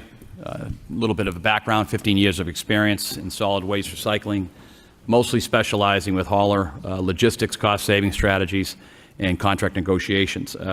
Chris has been with us a little bit over 14 months, I think it's been, 15 months or so. Our current objective tonight, as many of you know, is to extend our waste management contract. I'm very happy to say at this point in time there's been no rate increase over the next year. And strategically, this is, I believe, to be very important after speaking with our representative from the Department of Environmental Protection. This is going to facilitate competitive bids. We haven't really been out to bid RFP in more than 10 years, so this is a rather large undertaking. It's going to allow the hauler to price both the disposal and the hauler, so and the hauling, excuse me, which is vitally important, which we believe is going to bring more people to the table when it comes to the bidding. So at this time, I know that Mr. Sullivan has a PowerPoint presentation that he wants to go through. Mr. Sullivan, thank you. Thank you for having me. Like I said, Chris Sullivan, thank you for the introduction, the new solid waste and recycling coordinator for the city. I'd like to start the presentation by introducing the team. Solid waste and recycling team has 5 members. From left to right on the screen is Greg. Greg's the violation guy who goes around checking lids, making sure people are throwing things away properly and recycling properly. He issues violations. He passes out information on how to correctly recycle and what to and what not to throw in the trash, etc. That's me on the second from the left. And then there's in the middle, there's Christine Mercier. She's the head clerk. Then there's Jonathan and then Brian. They're both field techs. These guys, what they do is they pass out information in regards to how to properly recycle as well, but their main function is to fix broken totes, trash totes, recycle totes, etc. for the citizens throughout Lowell. Like the manager said, one of the biggest topics and probably the most interesting to you guys is what we're doing with negotiations currently. The goal is to seek an extension from December for a year, which will give us enough time to do an appropriate RFP. An RFP on a minimum takes about a year and a half. to put this together. So it's kind of an arduous task, but we're willing to do it because it's needed. It's been since, I believe, 2014 that we did a formal RFP process. And what this does is it also, with the RFP process, it allows us to align our disposal costs, the disposal vendor with the hauling vendor. And when you tie the two together in the bidding process, they're allowed to bid on both of them, which makes it even more competitive than having different expiration dates, which is good for the city in terms of reducing their costs because it's healthy competition. The other part is we also need to just make sure that we're doing our due diligence. It's been a while, and that's what we need to make sure that we're doing is the tough work out there and putting together a bid, making sure everybody has the chance to take a look at it and strengthen our contracts. And to do so, you got to go out to bid. This third slide is a little bit about the subjects that come up. A couple of the topics, contamination rates, which is a rate that's established through an audit process with Waste Management where they take samples. I'll talk to it in a slide down the road, but basically this directly affects the city's pocketbook. You live with a contamination rate, which is basically a multiplier of your recycling costs, and it just adds to the cost of the bill. The second part is a third eye technology, which is video surveillance. This is going to further help us drop our contamination rates. It's going to help us with communication with the citizens, and when it comes to missed pickup calls and block stops and things like that, because there's always an ambiguity with the citizens whether or not it was put out in time, the trash truck missed the stop, etc. So this will help solve some of that and inform the citizens on different things on how to do things properly. Third thing is education within the schools. We're enhancing a lot of different education through multilingual information. And, the Waste Management's working with us in terms of paying for printable flyers and also at zero cost to the city, and also electronic versions of flyers and things like that we can send out. This fourth slide is the contamination rates. So what you take away from this slide is our average contamination rate is about 24 to 25% over the last 4 years. Recently, we did a new audit. Before I started, we had an audit, and it was 23.3%. Actually, yeah, that's what it was. It was a little bit higher. And we decided to call in a new audit and have a fair shake at this and really kind of drill down on how the procedure was done. We took samples from every day of our 2-week recycling route and one sample from the recycling compact at the DPW. This gave a true representation of the recycling contents and how much trash was actually in the recycling during the audit. So what we did here is we dropped the rate, I don't know, maybe about 6-7%, which is in the next slide going to really show you how much it really affects our pocketbook. But the way we achieve this drop in the contamination rate is we drilled down on the standards and took a fair shake at every single one of the routes. Then the second part is enforcement. Greg's the guy that I introduced you to in the first slide. What he does on a daily basis is he averages about 25 tickets a day. They're about $25 or more, depends on the infraction.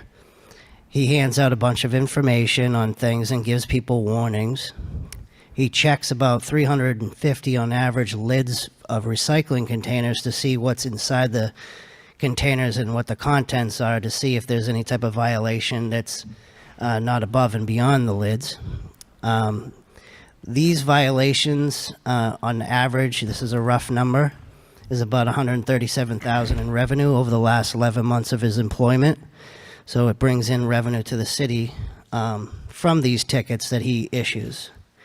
The third part of achieving this contamination drop was we gave permission to not only the drivers, but to Greg to reject contaminated totes of recycling.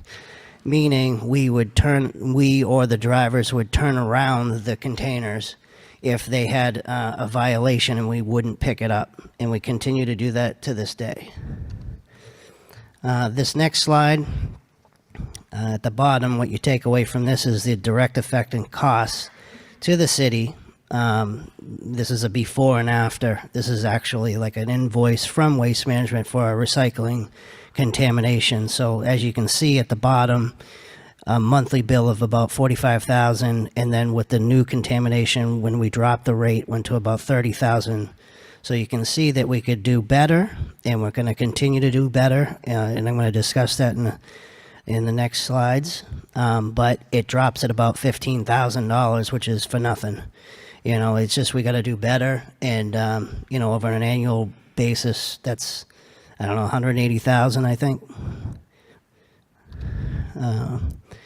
What we're going to do, this is a study from when they implemented this third eye technology, which is, to you guys, this is cameras mounted on the trucks.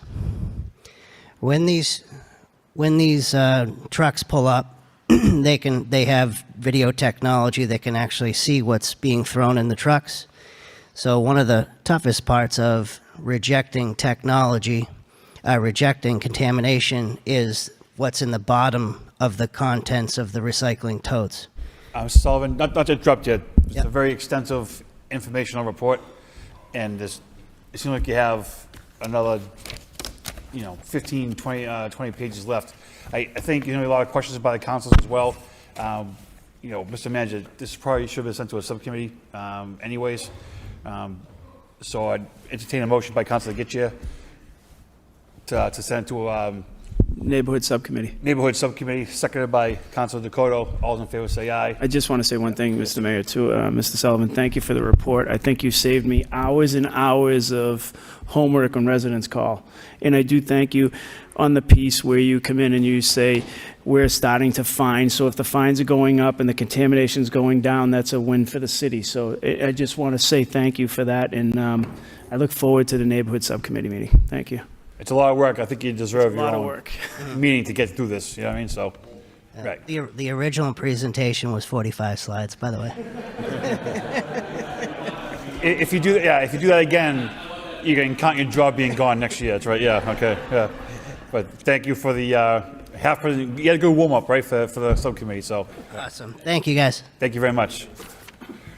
Informational part 2, presentation by Lowell Company LLC regarding Hamilton Canal. Mr. Manager.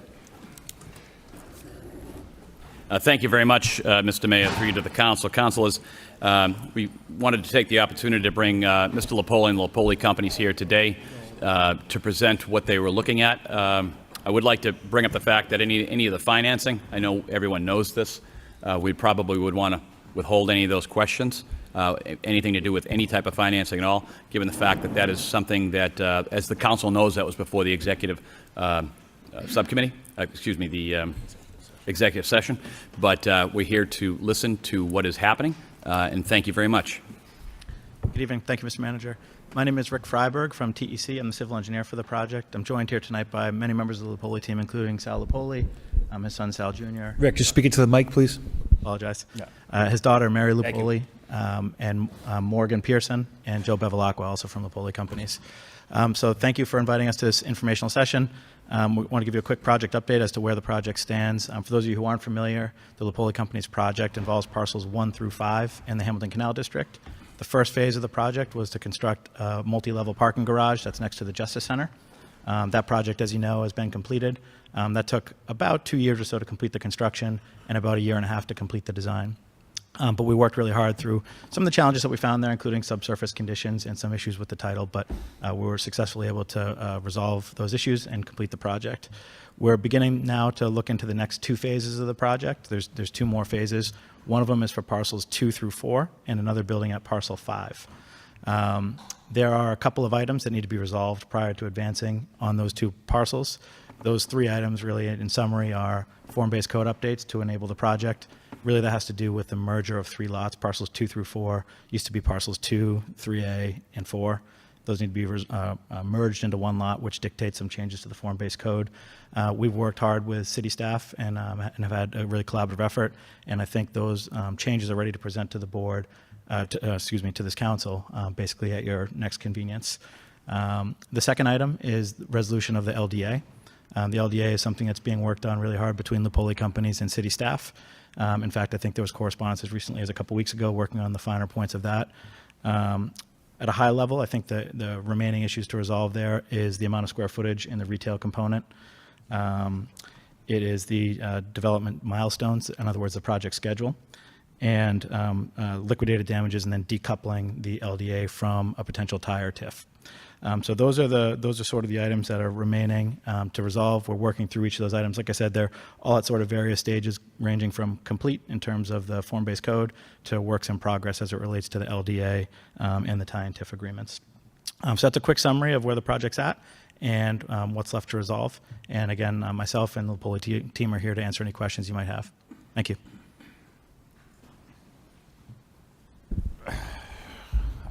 Mr. Manager, anything else?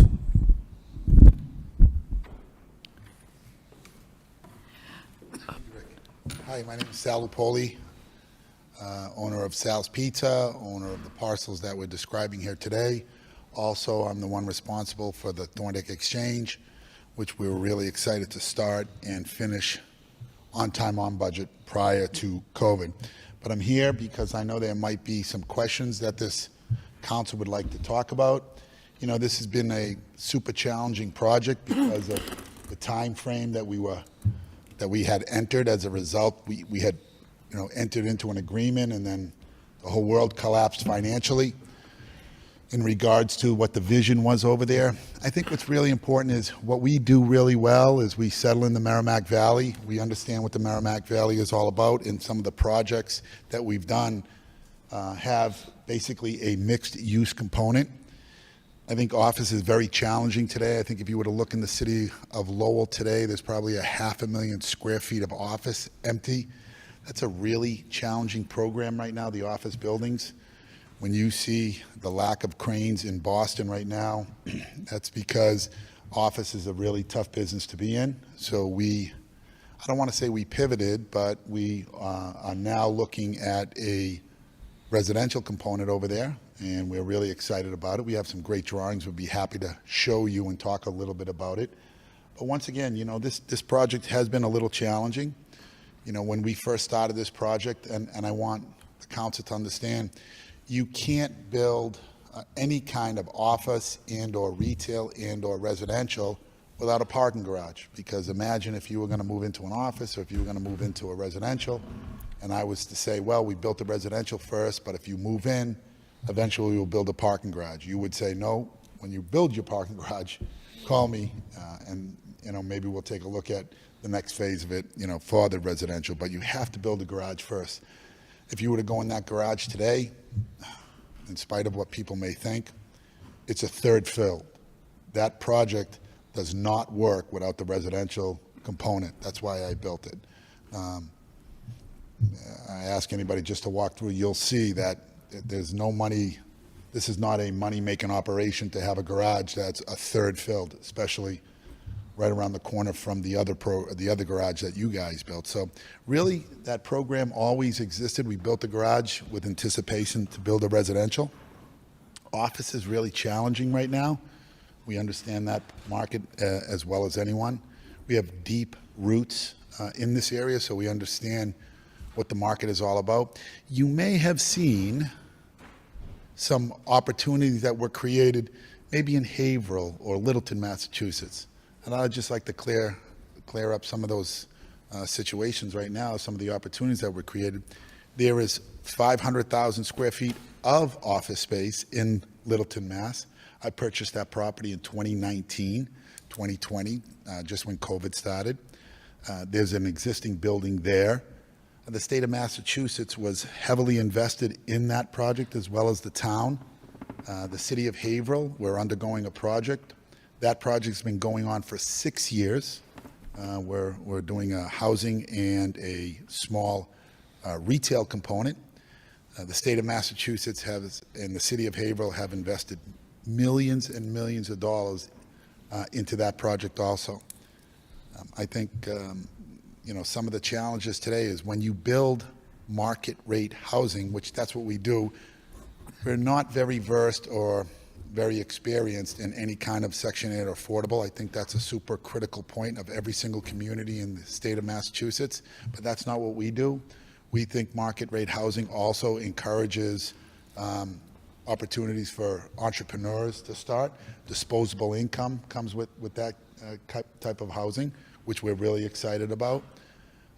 But when you look at what we've done so far, the state of Massachusetts and the local towns in Littleton, in Haverhill, little longer than this project, to be honest with you, have really been a driving force over there. So we're excited to partner with the state of Massachusetts and the city of Lowell for this project over here. But everything takes time. So quick overview of what we're doing over there. Certainly be happy to answer any questions or any concerns that anyone has about these projects. Councilor Janess. Thank you, Mr. Mayor. Thanks to the Poli Company for coming in tonight. You mentioned updated drawings. I think a lot of folks were asking me what's changed, and I said I don't know because we hadn't talked again.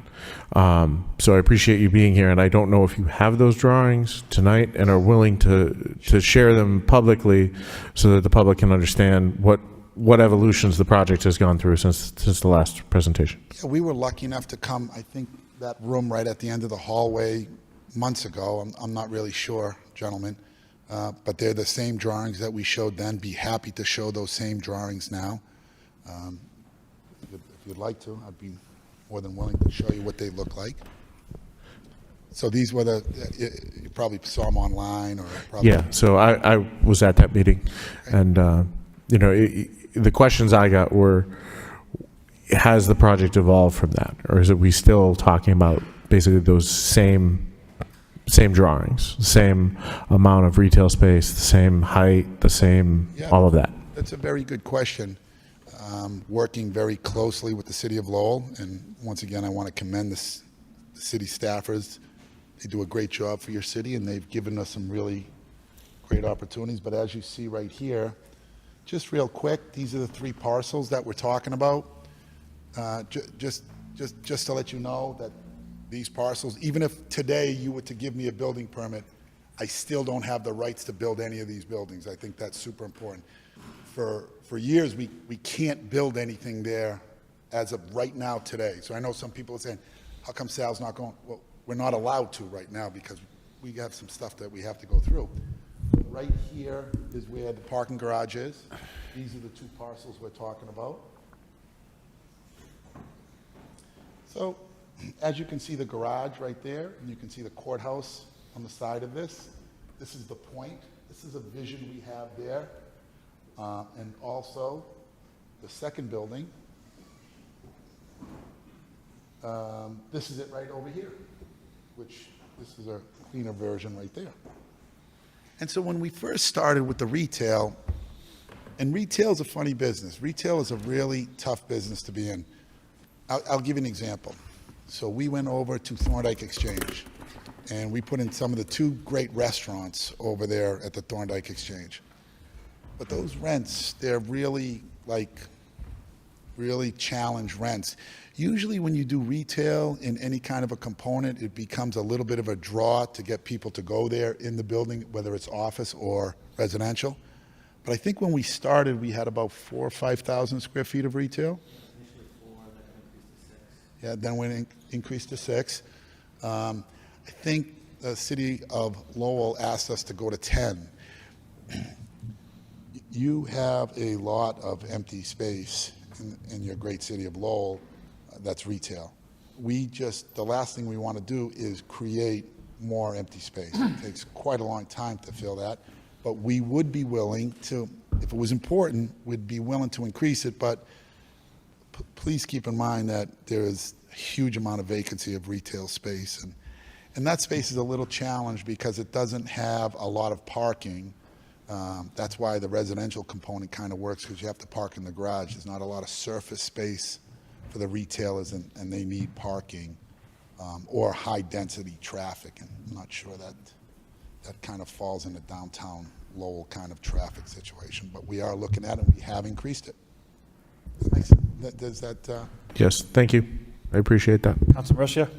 Thank you, Mr. Mayor. Hi, Rita. Hi, how are you? I'm just curious. I know that your original building was saying so many feet, so many floors, like what, 6 floors? The original? 8 floors, and you're reducing it? Well, Rita, the original, Councilor Mercia, I apologize.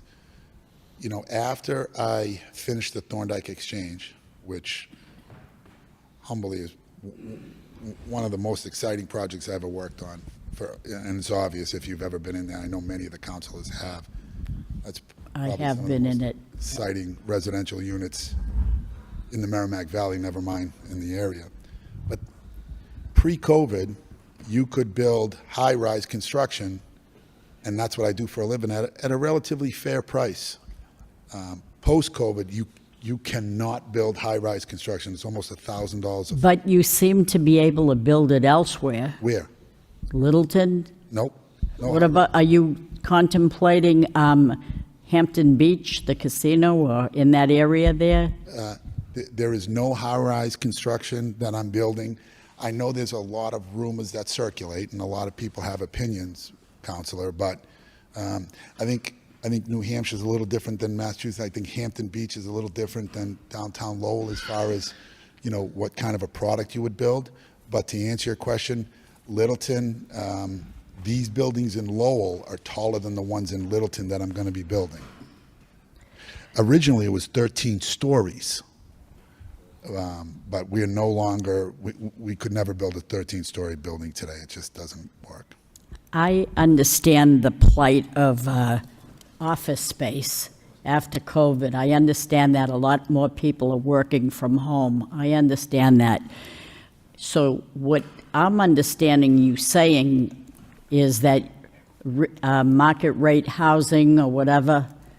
Now, what's to stop you from going higher to the original height with market rate housing? Yeah, Reese, that's a very good question. So I guess I'll answer it. You can build up to a certain height for a certain amount of dollars per square foot, and that height kind of hovers around 72 feet or so. After 72 feet, you need a completely steel-framed building. And that's where all the costs change, Rita. That's why you don't see anybody building high-rise kind of construction, because the cost of it is just really challenging. I think as it relates to the price per square foot, you know, our focus is in cities like Lowell, Lawrence, Haverhill. We're really good at creating housing over there. We know the market. And unfortunately, being in the situation that the whole state and the country's in, it really can't afford to build high-rise residential. Rita, Boston, where they're getting $6 and $7 a square foot, Lowell gets about $1.75 to $2.10 a square foot. Boston at $6 and $7 a square foot. Unless they're already permitted, they're not building any new construction. Look at Suffolk Downs, 11,000 units, stopped right now. Many of the projects that you see, they're finishing or their financing was in place prior to it, but there's no high-rise taking place, even in some of the really exciting areas, unless you have tons of private equity. And just to let everybody know, you know, this is our family's money. This is our money. This is not, you know, some REIT or a private equity company coming in. So it's a little different.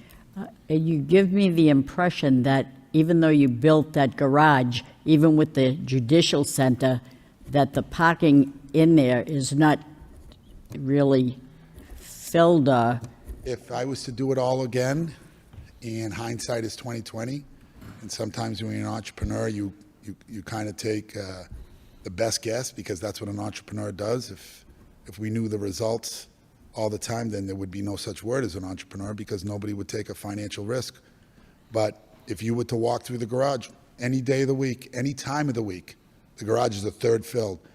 That garage would not be built today, given the situation of these units. so if you build the market rate housing, you could have the parking in the garage that you have there. Yeah, that's right, Rita. That's exactly what the plan was. You would never, if I built the residential first, where would you park? Well, if that happened today, I'd park in the garage that's already there. Well, if the garage wasn't, see, people said, well, you built this garage, why didn't you build the housing first? Oh, well, I see what you're saying, If yeah. you built the housing first, where would the people park? There's no parking for them. Right. You, respectfully, would never park in the garage that's built on the other side of the wind development project and walk to those units. You wouldn't do that in January, February, March, and April. You just wouldn't do it. And so you have to build a garage first, and then people say, okay, now you build the housing, they move right into the garage for their cars. Does that make sense? Yeah, I hear you. So that's been a little bit of a challenge. Sure. It's been a challenge because I don't understand why your 3 parcels, you're saying you can't build on them. Why are you saying that? because they're not approved by the city council. Right now, nothing is approved there. I know a lot of people are like, how come you haven't built it? But respectfully, we don't have permission to build that. Am I correct, Rick? Well, we better take that into an executive session. We'll talk about that. Rick? And I would wonder why we're not inviting Mr. Lapoli. No? Sorry. Whatever you want, Rita. I've been in this city for 40 years. So I have some of the, I feel, because I'm proud of it, but I think we have some of the most successful projects in your city, all market rate. We've created office, we've created retail. You know, what I think is exciting is half of the people that live in the Thorndike Exchange never lived in Lowell before. So they brought that disposable income to the city of Lowell. You have local entrepreneurs that are in those restaurants that, in some instances, never even had a restaurant before. You have office that people never even had a business that now are in there. But all that kind of changed over the last couple of years, unfortunately. Motion to place on file by Councilor Gittia, seconded by Councilor Dakota. All those in favor say aye. Opposed, motion passes. Mr. Lepori, thank you very much. Moving on to 7.3, communication. City manager requests out-of-state travel, 3 Lowell Police Department and 1 for the mayor. Motion to adopt by Councilor Noon, seconded by Councilor Yem. Bundle, Mr. Mayor. Roll call. Mayor Rourke. Yes. Councilor Scott. Yes. Councilor Yem. Yes. Councilor Belanger. Yes. Councilor Chow. Yes. Councilor Dakota. Yes. Councilor Gitchia. Yes. Councilor Janess. Yes. Councilor Mercia. Yes. Councilor Noon. Yes.